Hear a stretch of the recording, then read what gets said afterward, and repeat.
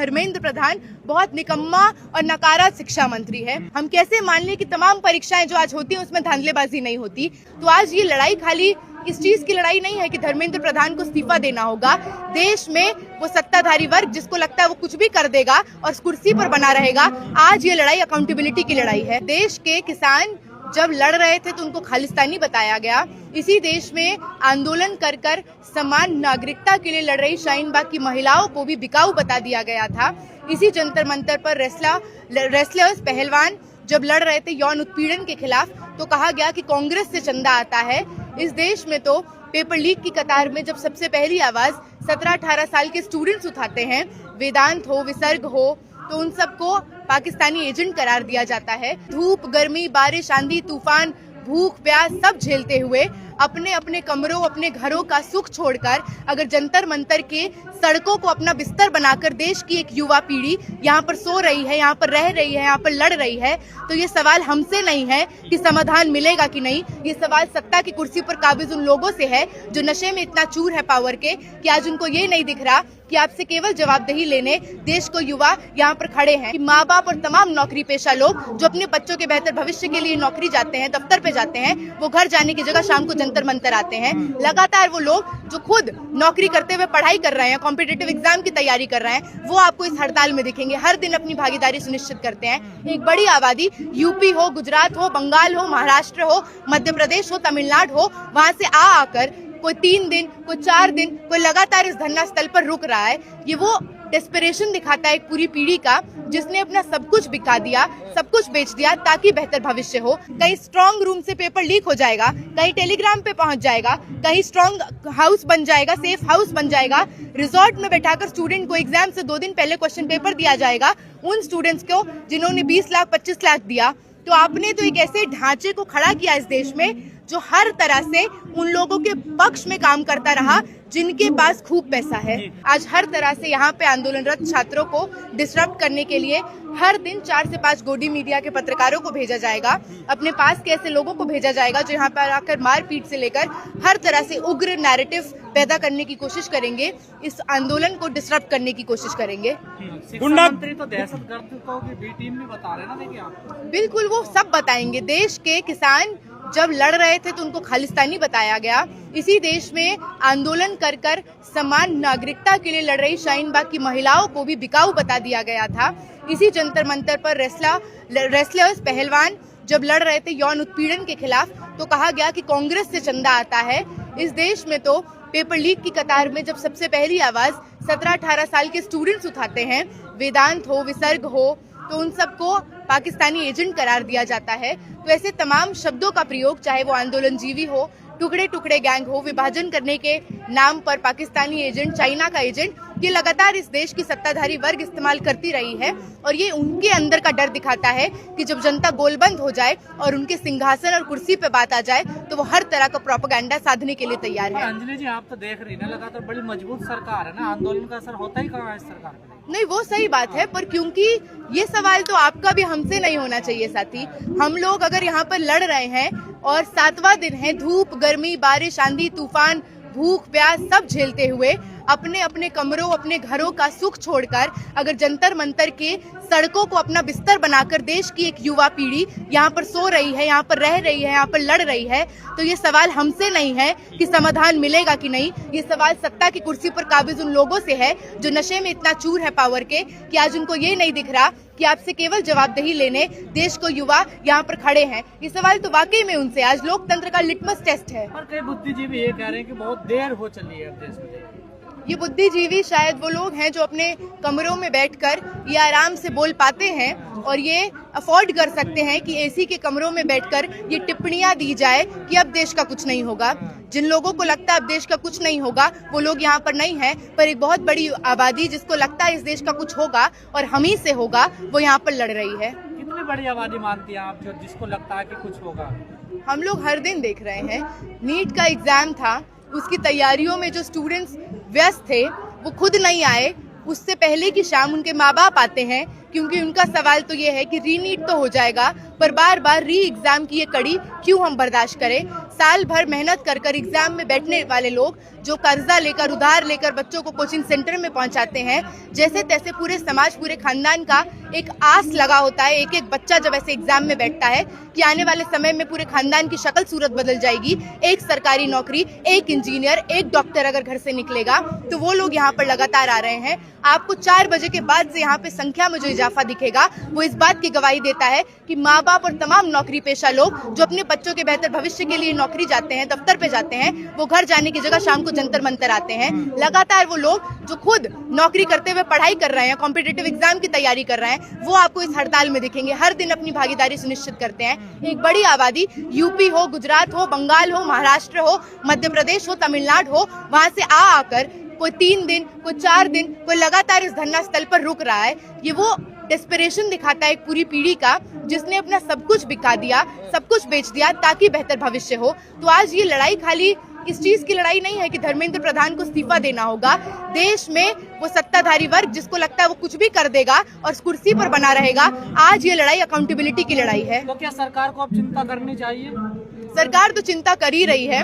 तभी आपको ऐसे तमाम लोग दिख जाएंगे जो यहाँ पे अपना प्रोपेगेंडा साधते हुए, अपनी टीआरपी बढ़ाते हुए यहाँ पे आएंगे और ये इस उम्मीद में आएंगे कि युवाओं को कुछ ऐसा बोल दे कि वहाँ से कुछ कंटेंट निकल जाए, कुछ प्रोवोक कर दे। तो ये उनकी बौखलाहट दिखाता है। हमला भी तो कर रहे हैं ना, हमला कर रहे हैं। एक व्यक्ति को इतनी जोर से मारा, उनका सर फट गया। वो अपनी बेटी के साथ यहाँ पर आए। उनकी बेटी जो तमाम इन परीक्षाओं में अपीयर हुई है, 12वीं का एग्जाम दिया है। तो ये हमला लगातार हमने देखा, कहीं जयपुर में हमला होता है, कहीं दिल्ली में हमला होता है, रोज हो रहा है। कल रात को भी हमला हुआ है। तो ये तो बात स्पष्ट है कि क्योंकि आपको जवाबदेही देनी नहीं है, आपको सीधे आकर अकाउंटेबिलिटी का भी तो पहला पड़ाव कॉग्निजेंस है कि आपने इसको दर्ज किया कि देश में विरोध हो रहा है, आपके इस्तीफे के मांग के साथ विरोध हो रहा है। जब आपको इसको एक्सेप्ट नहीं करना तो आप क्या करेंगे? आप यहाँ पे मौजूद लोगों को डराने की कोशिश करेंगे। और ये डराने की कोशिश है कि यहाँ पे बैरिकेड के बाहर आप देखेंगे तो आपको दिखेगा कि वाटर कैनन से लेकर डिटेंशन वैन की कड़ी लगी हुई है। आपको यहाँ पे दिखेगा ऑरेंज वेस्ट में यहाँ पे पुलिस के कर्मचारी घूमते रहते हैं जो लगातार यहाँ पर मौजूद लोगों की फोटो लेते हैं, वीडियो लेते हैं। ये इस तरह का डर है कि अच्छा यहाँ पे प्रोटेस्ट करने आए हो सरकार के खिलाफ, तुम्हारी फोटो, तुम्हारा नाम, तुम्हारा पता, ये सब हमारे पास है। यहाँ पे लगातार आपको दिखेगा कि ड्रोन से लोगों के ऊपर निगरानी की जाती है। तो हमला और निगरानी खाली फिजिकल नहीं होता, साइकोलॉजिकल भी होता है, जिसकी पूरी कोशिश यहाँ पे पुलिस व्यवस्था को आप दोनों आर पार बैरिकेड्स के देख लीजिए, वो देख के आपको मंजर समझ आ जाएगा। तो क्या सरकार की शिक्षा के प्रति कोई प्राथमिकता है या छात्रों को लेकर तो उनके भविष्य के लिए? प्राथमिकता तो है, पर छात्रों के प्रति नहीं है, मुनाफाखोरी के प्रति है। हर तरह से धांधलेबाजी अच्छे रूप से हो पाए उसके प्रति है। यहाँ पे कई लोग ये बात कह रहे थे कि धर्मेंद्र प्रधान बहुत निकम्मा और नकारा शिक्षा मंत्री है। मुझे लगता है भाजपा के काल में, चाहे वो स्मृति ईरानी हो, जावड़ेकर हो, ये तमाम लोग सबसे एफिशिएंट मिनिस्टर रहे क्योंकि इन्होंने भाजपा की नीतियों को लागू करने में कोई कसर नहीं छोड़ी। 1 लाख से ज्यादा स्कूलों को बंद किया, एमफिल को खत्म किया, Maulana Azad national fellowship, pre matric scholarship को खत्म किया। देश में ये इंश्योर किया कि एक बड़ी आबादी जो मजदूर है, किसान है, गरीब परिवारों से आती है, उसके लिए शिक्षा के दरवाजे बंद किए जाए। ये इंश्योर किया कि आज किसी भी तरह की अच्छी नौकरी उसको मिलेगा जिसके जेब में पैसा है। तो ये एक बड़ी जनता के लिए तो विफल है, लेकिन सरकार के लिए बहुत सफल प्रशासन रहा है। ये कहना है कि अब प्री एग्जाम तो हो गया, तो अब क्या वजह है इस आंदोलन करने की? वजह स्पष्ट है कि बार बार क्या री एग्जाम देते रहेगा इस देश का युवा? और री एग्जाम तो उन पेपर में जिसमें आपकी धांधली पकड़ी गई, उन परीक्षाओं का क्या? हम कैसे मान लें कि तमाम परीक्षाएं जो आज होती हैं उसमें धांधलेबाजी नहीं होती? आप एनटीए को लाए, 17-18 में लाए, ये कहते हुए कि एफिशिएंसी होगा। एफिशिएंसी किस चीज का? एक प्राइवेट एंटिटी जिसमें 25 से भी कम परमानेंट कर्मचारी हैं जो हर चीज को आउटसोर्स करता है, पेपर बनाने से लेकर इन्विजिलेशन से लेकर कंप्यूटर से लेकर सेंटर से लेकर ट्रांसपोर्टेशन, वहां पे आपने अपने पक्ष के लोगों को फिट किया। और यही होता है, कहीं स्ट्रांग रूम से पेपर लीक हो जाएगा, कहीं टेलीग्राम पे पहुंच जाएगा, कहीं स्ट्रांग हाउस बन जाएगा, सेफ हाउस बन जाएगा, रिजॉर्ट में बैठाकर स्टूडेंट को एग्जाम से 2 दिन पहले क्वेश्चन पेपर दिया जाएगा उन स्टूडेंट्स को जिन्होंने 20 लाख 25 लाख दिया। तो आपने तो एक ऐसे ढांचे को खड़ा किया इस देश में जो हर तरह से उन लोगों के पक्ष में काम करता रहा जिनके पास खूब पैसा है। अच्छा, मोदी जी बोले थे कि 2019 में कि हम चौकीदार है, वो प्रधान सेवक है। यदि वो चौकीदारी ठीक से कर रहे हैं देश में, तो पेपर लीक क्यों हो रही है? चौकीदारी तो वो कर रहे हैं, सवाल चौकीदारी ठीक से करने का नहीं है। सवाल यह है कि चौकीदारी किसकी की जा रही है। चौकीदारी की जा रही है अडानी अंबानी जैसे लोगों की, इसीलिए किसी बिहार के भागलपुर में 1000 एकड़ की जमीन 1 रुपए में अडानी को दे दिया जाएगा, लेकिन वही किसान परिवार जो कर्जा ले लेकर अपने खेत में अनाज बोता है, पाटता है, काटता है, उसी से वो अनाज जो पूंजीपति बेचते हैं और करोड़ों का मुनाफा खाते हैं, उनको उसका कुछ दाम नहीं मिलता। आज किसान लड़ रहे हैं MSP के लिए, लेकिन देश में हर तरह से किसानों को मजबूर किया जाएगा आत्महत्या करने के लिए। उनके किसी भी कर्ज को माफ नहीं किया जाएगा। बड़े बड़े कॉरपोरेट के 4 करोड़, 5 करोड़, 10 करोड़ लोन को माफ कर देगी ये सरकार। तो लगातार देश में चाहे वो महिलाएं हो, अल्पसंख्यक हो, दलित हो, आदिवासी हो, मुसलमान हो, लगातार देश के एक मेहनतकश गरीब अल्पसंख्यक समुदाय के पक्ष में नहीं, उनके खिलाफ तमाम नीतियां आई। उमर खालिद का नाम जोड़ा जा रहा है, उमर खालिद का नाम जोड़ा जा रहा है इस आंदोलन से, वो जेल में है जबकि। सर इसकी बात नहीं है ना, यहाँ पे नाम तो सारे जोड़े जा रहे हैं। नाम यहाँ पे जोड़े जा रहे हैं कि यहाँ पे भारत तोड़ने के नारे लग रहे हैं, नाम जोड़े जा रहे हैं डफली गैंग आ गया, नाम जोड़े जा रहे हैं टुकड़े टुकड़े गैंग आ गया। तो इसको परिभाषित भी करना होगा। अगर देश बांटने का काम कैसे वो सरकार नहीं कर रही है जिसने आज 13,000 लोगों की जान सालाना ली, 37 दिनों में 19 लोगों की जान गई है, जिनकी तस्वीरें यहाँ पर है। और आप जानिए कि सारी तस्वीरें भी नहीं है, ये सारी तस्वीरें नहीं है। गांव का गरीब का किसान का बेटा डॉक्टर बन पाएगा ऐसी हालत में? बिल्कुल नहीं बन पाएगा। और इसीलिए सुनिश्चित किया गया है, ये कोई इत्तेफाक नहीं है, ये सुनिश्चित किया गया जब सरकारी स्कूलों को आप बंद करते हैं तो आपने ये तय किया कि कौन वो पीढ़ी होगी, कौन वो आबादी होगी जिसको आप शिक्षा से बेदखल करना चाहते हैं, जिसमें आपने ढांचेगत रूप से ये डाला कि आदिवासी, अल्पसंख्यक, तमाम वंचित समूह से आ रहे लोग वहाँ तक पहुँच ना पाए। यहाँ से न्याय मिलेगा? यहाँ से पहलवान बेटियां खाली हाथ गई थी, किसान भी खाली हाथ गए थे, अब आप आ गए हैं, क्या लग रहा है कुछ मिलेगा आपके हाथ में? मैं बार बार कह रही हूँ, ये सवाल आपको भी बतौर मीडिया हमसे करने की जरूरत नहीं है। हम लड़ रहे हैं बेसिक मूलभूत अधिकार के लिए, संविधान के तर्ज पर, जिस संविधान ने हमको अधिकार दिया कि हम शांतिपूर्ण तरीके से अपना विरोध दर्ज कर सकते हैं। ये सवाल तो सत्ता की कुर्सी पर बैठे लोगों से है कि आज जब लोकतंत्र में एक ऐसे देश में जहाँ पे आप कहते हैं कि युवा शक्ति 60% से भी ज्यादा जहाँ पर युवा आबादी है, आज वहाँ की युवा अगर जंतर मंतर पर बैठी हुई है तो ये सवाल उनका है कि क्या हमको न्याय मिलेगा। जन आंदोलन कैसे बनेगा मैम? जन आंदोलन जो घर घर से आदमी आए, इससे ज्यादा जन आंदोलन क्या बनेगा?